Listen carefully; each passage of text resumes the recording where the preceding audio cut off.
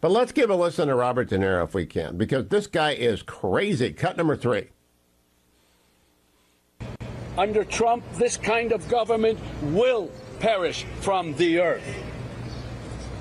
I don't mean to scare you. No, wait, maybe I do mean to scare you. If Trump returns to the White House, you can kiss these freedoms goodbye that we all take for granted. And elections, forget about it. That's over. That's done. If he gets in, I can tell you right now, he will never leave. He will never leave. You know that. He will never leave.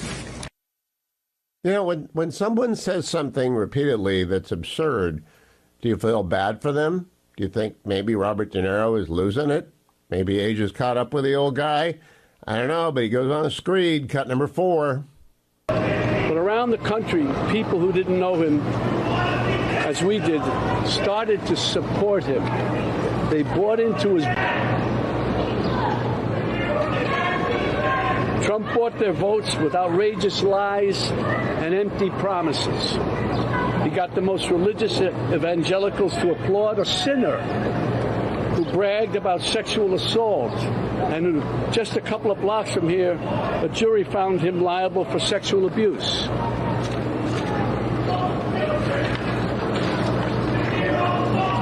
Somehow he even got self-styled patriots to support a man who called for terminating the Constitution, and on January 6th rallied an angry mob to threaten democracy, leaving death and destruction in its wake.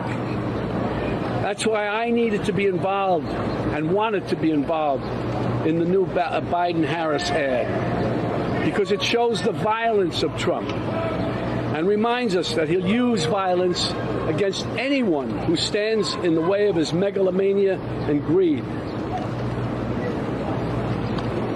But it's a coward's violence. You think Trump ever threw a punch himself or took one? This guy who ran and hid in the White House bunker when there were protesters outside? No way. He doesn't get blood on his hands. No, he doesn't. He directs the mob to do his dirty work for him by making a suggestion, an inference. And his gang grovels and follows his obvious order. It's no surprise that the murder rate and other violent crimes peaked under Trump and are falling under Biden. And now he's promising to use our own military to attack U.S. citizens. That's the tyrant. That's the tyrant he's telling us he'll be. And believe me, he means it. When Trump ran in 2016, it was like a joke. This buffoon running for president. No, never could happen. We'd forgotten the lessons of history that showed us other clowns who weren't taken seriously until they became vicious dictators. With Trump, we have a second chance. And no one is laughing now. This is the time to stop him by voting him out once and for all. We don't want to wake up after the election saying, what, again? My God, what the hell have we done? We can't have that happen again. This is really quite something. Robert De Niro melting down. Trump heckler gets under his skin. Cut number 6.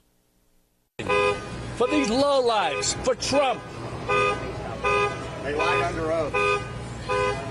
They lied under oath. Right. Who lied under oath? What are you telling me? Those two traitors behind you. Excuse me? Those two traitors behind you. They lied under oath? That's right. What are you saying?